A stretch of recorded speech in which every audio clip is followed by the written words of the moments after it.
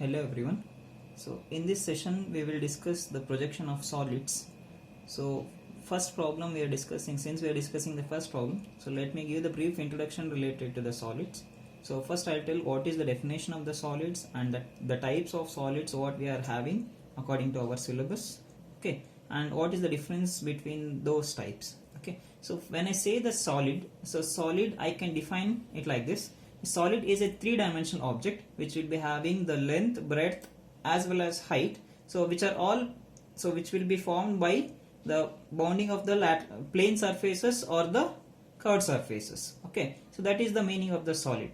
So when I say the solid, I repeat once again, so it is a three-dimensional object, so which will be having all the three parameters. So what are the three parameters that we are having? The length, breadth as well as height. If we are having all these three parameters, we call such kind of object as a solid. Okay, so that is what the definitions that I have written here. So it is a three-dimensional object having the length, breadth as well as height, and which are bounded by the plane or the curved surfaces. So coming to the types of solids next, so we are having the solids like prisms, pyramids and polyhedrons, and also we are having the solids which rotational solids. So these prisms, pyramids as well as polyhedrons, we call them as the regular solids. Okay, so coming to the prisms. So prisms, so we are having the different types of prisms. So we are having the square prism, pentagonal prism and hexagonal prisms. Okay, so before going to the types of prisms, so let me tell what is prism actually. So a prism is again a three-dimensional object, so which will be formed by two regular polygonal surfaces. Okay, and which will be bounded by four lateral surfaces which will be of rectangular shape. Okay, so based on the regular polygonal surface, that is the base as well as the top face, so based on the shape of that prism, so we'll give the name of the prisms like square prism, pentagonal prism as well as hexagonal prism. Okay, so now I'll consider this as my prisms. Okay, so which will be having the base as well as the top face. So this is the base that I'll consider and this is my top face that I'll consider. So the base as well as top face will be of same size as well as the same shape. Okay, and these faces, what we are having four faces, the side faces, we call them as lateral faces. So all these lateral faces will be there in the rectangular shape. Okay, so this is about the square prism. If the top face as well as the bottom face, so bottom face or the base, so if the shape changes to the pentagon, we call such kind of prism as pentagonal prism. So again, if we are having the base and the top face as the hexagon, we call such kind of prism as hexagonal prism. Okay, so in case of prism, we will be having the base as well as top face which will be there of same size as well as the shape. Okay, so next coming to this, so we'll be having the base edges and all these edges, the longer edges, so these longer edges will be parallel to each other and they will be standing vertical to the base. Okay, so in case of pyramids, so next is the pyramid. So pyramid, it is also a three-dimensional object, so where it will be having only the base object. I don't have the pyramid to show, so let me explain this with this figure. So pyramid will be having only the base but top face will not be there. Okay, so all these vertical edges that we were having in this prisms, so that will get inclined and it will meet at a common point. So the point of intersection of all these edges, we call it as apex. Okay, so since these edges are not vertical, so we call them as the slant edges. You can observe one more thing here. So all these lateral faces of the pyramid, so it is there in the triangular shape. So this is about the pyramids. We will discuss detail when we solve the problems related to the pyramids later. So now I'll discuss the problem related to the prism. So first type of prism, I consider the square prism. So I'll solve the problem related to the square prism. Okay, I'll take the question here like this. A square prism 35 mm sides of base and 65 mm axis length rests on HP on one of its edges of the base, so which is inclined to VP at 30 degrees. Draw the projection of the prism when the axis is inclined to HP at an angle of 45 degrees. So before explaining the problem, so let me tell you one thing. So always whenever we do the projection of solids, so we will consider the first angle of projection. Okay, we are having totally 4 quadrants. So among those 4 quadrants, so we will consider always the first quadrant. Okay, so if I need to do the projections, we must have the 3 elements of projection, that is the observer, object as well as the screen. Okay, so now I'll consider the object. So the object here is a square prism. So observer will be there and the screen will be there. Okay, if I say the first quadrant, so we'll be having the HP as well as VP. So here I'll consider, so he is the observer. So this is the screen that I'll consider, and I'll place my object so in between the observer and the screen like this. Okay, so observer is there, so object as well as the screen. I'll consider my first quadrant. The plane which is there exactly in front of me is my vertical plane. Okay, and the plane on which the object it is resting, it is my horizontal plane. This is the horizontal plane that I'll consider. Okay, and this is the vertical plane that I'll consider. Okay, so this much we have to understand. So we will consider the first quadrant. Okay, so the types of solid, coming back to the question. So here if I read the question, what we are having a square prism. The type of solid is a square prism. Okay, and the size of the square prism he has given. The size is how much? The base size is 35 mm and axis length is 65 mm. Axis length is nothing but the height of the prism. So, and we will solve the problem again in the three position as we have done it in the projection of planes. The first position will be the normal position. So we need to identify in which plane the object is resting and how the object is resting. So whether it is resting on one of its sides or corners, and we have to take the views related to that particular position. Okay. So the plane on which it is resting here is the HP. So the object we are going to place it in HP. How the object is resting? So the object is resting on one of its sides. You can observe the question here. So a square prism of 35 mm sides of base and 65 mm axis length rests on HP on one of its edges of the base. So this is resting on one of its edge of the base. So now let me explain that position. So now I am having the object like this. This is a square prism because I am having the base as the square and the top face is also a square. So many of you will get confused with prisms as well as pyramid. Prisms, remember, top face has to be there and the bottom face or the base has to be there. Okay, that is about the prism. So now if I consider this prism, so he is telling that this prism is resting on HP. It is resting on HP. So how it is resting? It is resting on one of its edges of the base. So always in case of projection of solids, we will consider the resting position towards my right hand side. According to our procedure, we are considering always the resting position towards my right hand side. So now if I say it is resting on one of its edges of the base is here, this is the base. So resting edge should come towards your right hand side like this. Okay. If I say that it is resting on one of its corners, what I'll do? I'll take only the corner towards my right hand side. Only corner has to be there towards my right hand side. Okay. So this is the position of the solid now. So now in this position I need to take the top view as well as front view of this object. Okay. So now if you observe this object from the top, okay, so it looks like a square. So if you see this object from the front, it looks like a rectangle. Okay, so it looks like a rectangle because the height is more. Height is how much? 65 mm. And if you see the size of the square, it is just the 35 mm. So hence, so in the front view, it looks like a rectangle.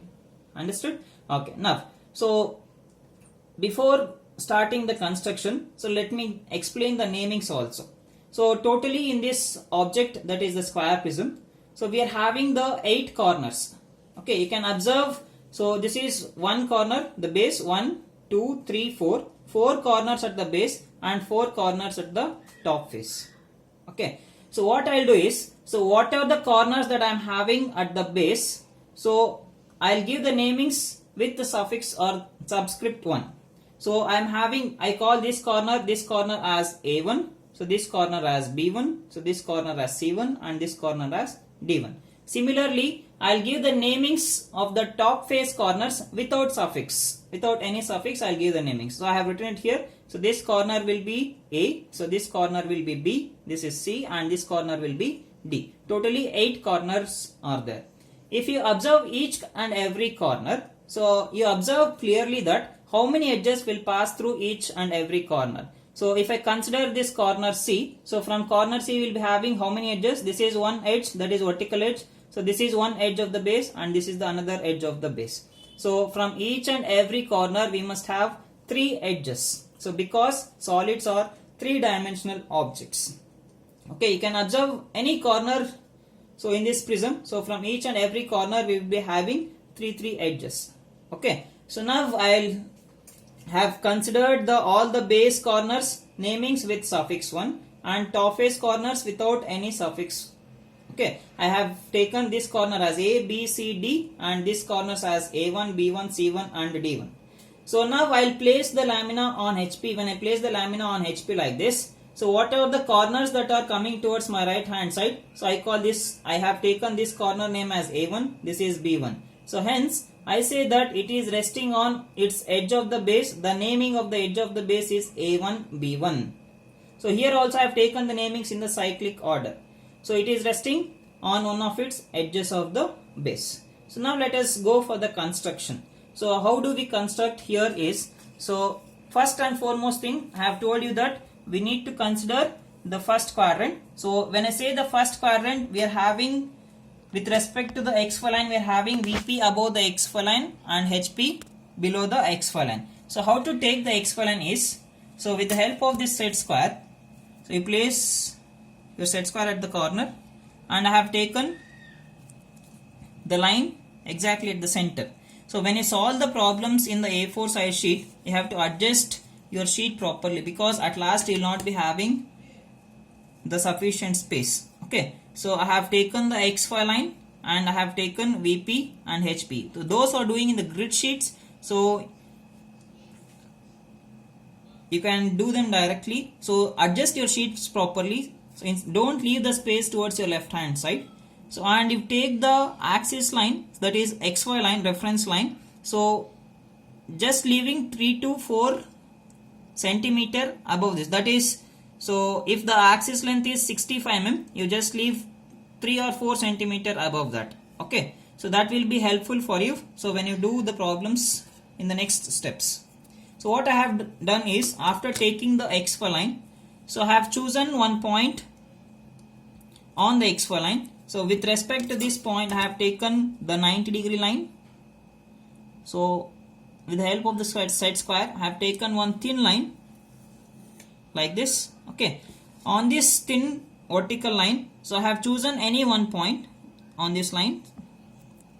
I have taken the suitable point. With respect to that point, I have taken the distance 35 mm because the size of the square is how much? 35 mm. I have marked 2 points. So with respect to these 2 corners, what I have done is, so place your protractor along that vertical line and you mark 90 degrees. I have marked the 90-degree point here. So I have drawn it already. I am showing it once again. Again with respect to the another corner, so what I did is, I have taken one more 90-degree point. So with respect to these 2 points, I have taken the horizontal lines, thin horizontal lines. The line has to pass through that corner and the 90-degree point. So I have extended one more line like this. So now on these 2 vertical lines, I will get the another 2 corners of the square. So what is the size of the square that we know already? So 35 mm. So at a distance of 35 mm, you mark one point, and on this line also you take 35 mm. So after obtaining all these 4 corners, so you join them with the help of the dark lines. Okay. So when I say the solid, so each and every solid must have the center line. So that line we call it as axis. An axis is a line, so which must pass through the center of the solid. So hence we need to identify the center of this, exact center point of this cross section. So since it is a square, I need to draw the diagonals in order to obtain the midpoint of that square or the center point of that square. So if I observe this, many of you will draw these lines, diagonals, as dark lines. That should not be drawn like that. So if I see the object from the top, okay, only 4 edges are visible to me. Hence I have taken only those 4 edges as dark lines. Okay. So now I need to obtain the center point. In order to obtain the center point, what we need to do is, we need to construct a thin lines, so which are called as diagonals. These diagonals has to be very, very thin in case of prisms. So So if you draw them as dark lines, what happens is, so it becomes a pyramid wave. So that should not happen. Please take care. So these lines has to be thin lines like this. Okay. So now I have got the center point of the cross section, and if I see the object or the solid from the top, so I can see only the 4 edges, hence I have taken only those 4 edges as dark lines. Now I will do the namings of this top view. So how to do the namings of this top view? See, observe here, I am having the object like this. Okay, so I have told you that clearly, top corners, so without any suffix 1, namings has been done without any suffix 1. So all the base corners I have taken the suffix or subscript 1. So this corner is A1, B1, C1, D1, and if I see it from the top, I can see A, B, C and D. So if I see it from the top view, I can see corner A, corner B, corner C as well as corner D. So what about these corners, base corners, that is A1, B1, C1, D1? So they are invisible because, so this A1 is lying exactly below this point A, and B1 is lying exactly below this B, C1 is lying exactly beneath this C, and D is there exactly below this, D1 is there exactly below this point D. Okay, so since they are not visible, which are those corners that are not visible? A1, B1, C1, D1, all the base corners are not visible. So hence you place those invisible corners inside the brackets. The corners which are visible to you, you place them outside the brackets. So this is how we need to do the namings. Okay, so I have told you clearly that all the top face corners are visible to you. So hence you place them outside the brackets. So here I call this point as A of A1. Okay, so next is, so this point I call it as B of B1. I am placing B1 inside the bracket because it is not visible. This point I call it as C of C1. So this point I call it as D of D1. Okay, so the point, the center point, so or the, I say the intersection of the diagonals, that will be your center point of the cross section. So where you will get the axis line. The axis point I always call with namings O of O1. So I will give the namings with letter O. Okay, so this is about the top view. So now let us go to the front view, and I have forgot to do the dimensioning. So take the extension lines. So I have done it already. So take the extension lines and draw the dimension line, and you show the terminations. So the size is how much? 35 mm. So the size of the square is how much? 35. So you write it as 35. The base, you can see it from the top here. Okay, so if I see this object from the top, so this square is visible. The size of the square is how much? 35 mm.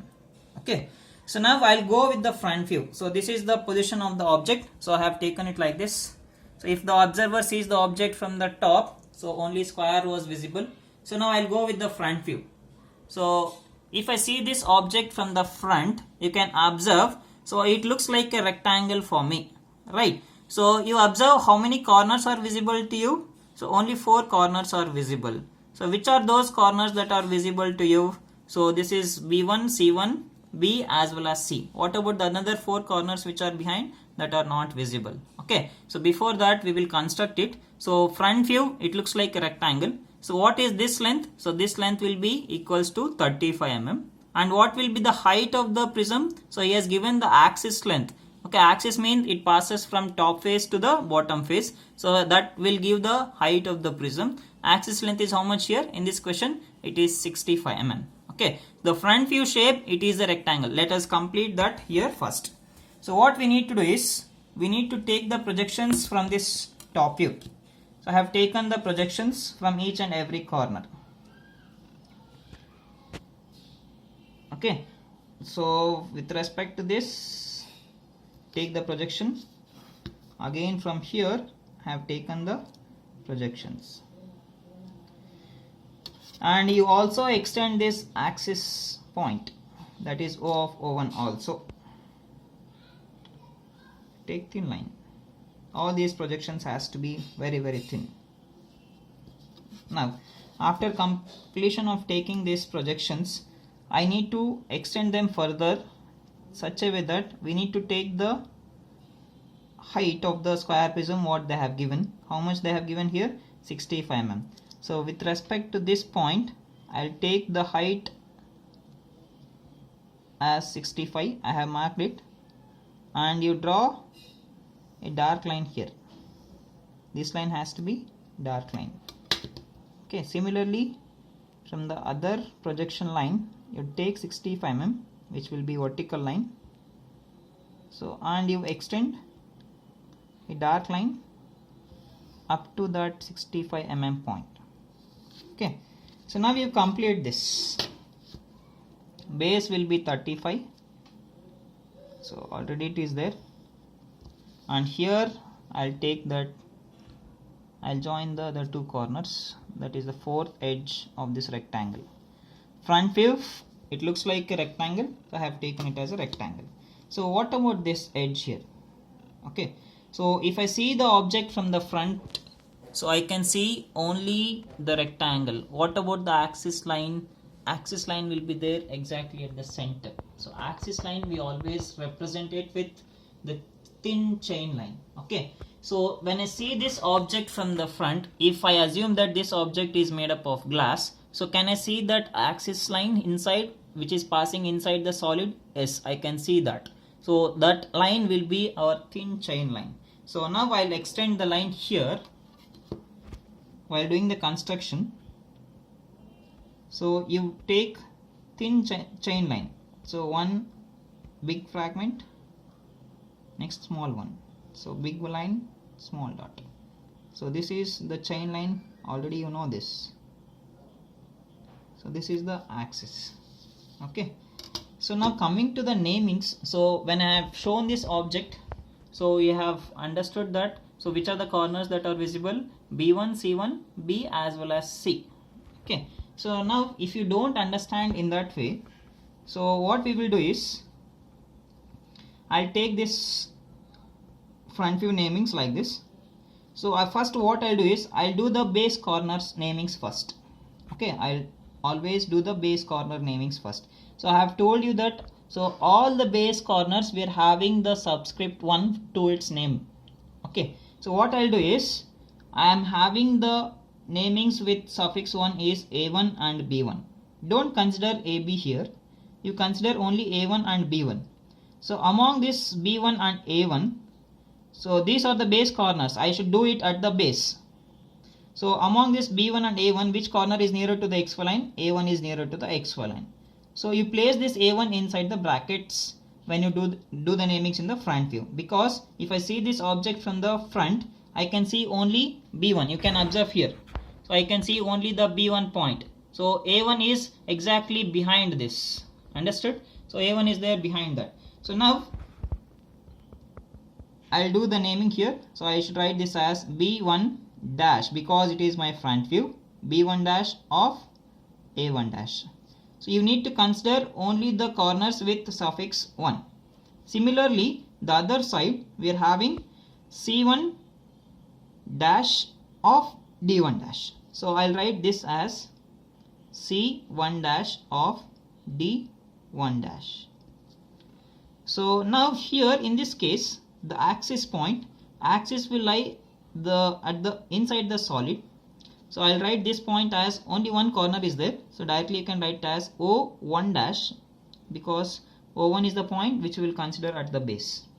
Once after completion of doing the base corner namings, you do the same, you copy the same namings above to the above corners without that suffix 1. So directly you can do, don't look at this top view figure now. So directly you take this as B dash of A dash. So here I am having O1 dash, above you write it as O dash. So if I see at this corner I am having the naming as C1 dash of D1 dash. So directly you write above as C dash of D dash. So this is how we have to do the namings for this. So now I have forgot one thing here is the dimensioning. The height of the prism that I have not marked, that is axis length. How much it is? It is 65 mm. Take the extension lines. So and you draw this line as dimension line, and the axis length is 65. So this completes the first position. Okay, what I have done, I have taken the solid, I have placed the solid. Always in case of solids, one more thing you need to remember is we are going to place the solid only on HP. We will not take any solid in VP. Okay, you place the solid in HP plane, HP, that is horizontal plane. So it will be given in the question whether the solid is side resting or corner resting. Based on that, in this question, according to this question, I am having the solid which is resting on one of its sides. So side, whatever the resting position that is there, always we need to take it towards my right hand side according to our procedure. Okay, so I have taken the resting edge as A1 B1. I'll write this as A1 B1 as my resting edge here. Okay, this much we have to understand. So if I take the top view, in the top view it looks like a square, and front view it looks like a rectangle. So I have driven the rectangle here. Okay, so now I'll go to the second position. So if I need to move to the second position, so we have to see in which plane we have to place the object. So where we have placed the object, so we have placed the object in HP. So if I go to the second position, so I need to take the condition with respect to the plane in which we have placed the object. We have placed the object in HP. So if I go to the second position, I should take the condition with respect to HP. I have written it here. So second position, I always need to take the condition with respect to HP, because we will always place the object in HP. So since we place the object in HP, in the second position we need to take the condition with respect to HP. So what is the condition with respect to HP here in the question? Okay, so I can observe here. So the axis of the prism is inclined to HP at an angle of 45 degrees. So what I need to do, I am having the object here, normal position. So with this side as my fixed side, I will move the object from first position to the second position slowly like this. Okay, after moving the object, so what I need to do, I need to tilt this object, tilt the object slowly such that the axis in the first position, it was, right now it is vertical. You can observe the axis line is vertical. So and this axis will be parallel to these vertical edges, 4 vertical edges what we are having. Okay, so now if the axis makes an angle of 45 degrees, let us see what happens. Slowly I should tilt this object, so with that resting side as a fixed side, I'll tilt the object slowly. If I tilt the object slowly, so whatever the rectangle that I was having in the first position, the same size rectangle will get tilted in the second position also. Okay, it will get tilted. So now if I observe this figure from the front, if I look at this figure from the front, so the vertical rectangle what we were having in the first position, the normal rectangle, so we will get the inclined rectangle. So I'll incline this rectangle such that the axis should make an angle of 45 degrees with respect to HP. That should create an angle of 45 degrees with respect to HP. This is my HP here. Okay, so until it makes an angle of 45 degrees, I'll tilt the object. So in this particular position, I need to take the front view as well as top view. So how does it look like from the front? So in the front view, it looks like a tilted rectangle. Okay, so what is the angle of inclination? So that is 45 degrees. So now I will do the construction here. So when you take the second position, so you choose the starting point very carefully, because I need more space at last. So don't leave more space here. So what I'll do is, so this is my reference point, that is B1 dash of A1 dash. So I should place that B1 dash of A1 dash on the XY line itself. So I'll take one point here. I call this point as B1 dash of A1 dash. That should be there on the XY line. So with respect to that point, I need to take the angle of inclination what they have given. So here they have given it as 45 degrees. You can observe here. So before drawing, I'll tell you one thing. So if this axis makes an angle of 45 degrees to HP, automatically these two edges, vertical edges, so they also makes an angle of 45 degrees, because all these three edges are parallel to each other. Okay, when this axis makes an angle of 45 degrees, automatically this vertical edge, that is B1 dash of A1 dash B dash of A dash, this edge will also make an angle of 45 degrees to HP. So hence what I'll do is I'll tilt this line now. So automatically all these two edges will also get tilted to an angle of 45 degrees. Okay. So now I'll place my protractor at the starting point. Place here. And you mark the angle. So angle of inclination is how much? 45 degrees. So I need to take 45 degrees here. So you mark one point.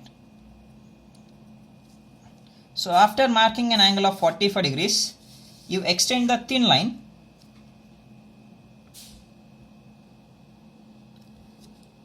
So the line has to pass through this point and it should touch that.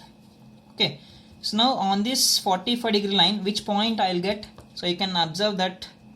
So I have told you that this line I am tilting to an angle of 45 degrees. So base is B1 dash of A1 dash, that I have got it here.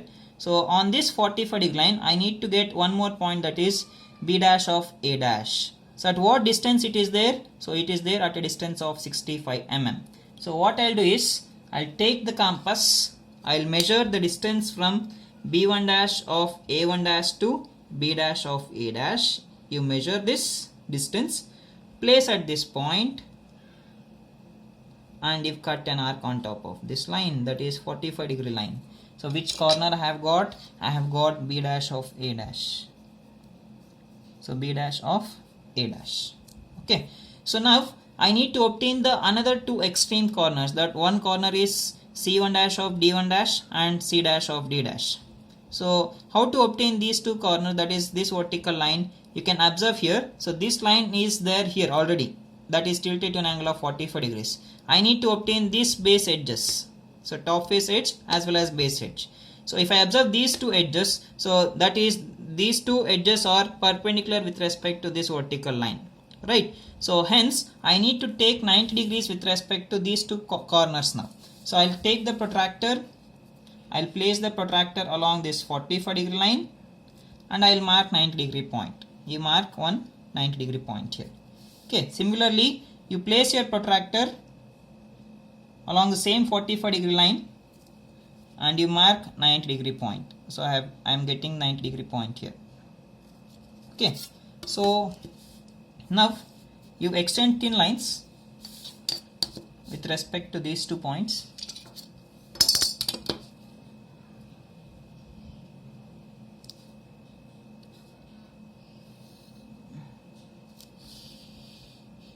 So slowly you come to this point, you extend the lines like this. Okay, so on these lines I need to obtain this distance. So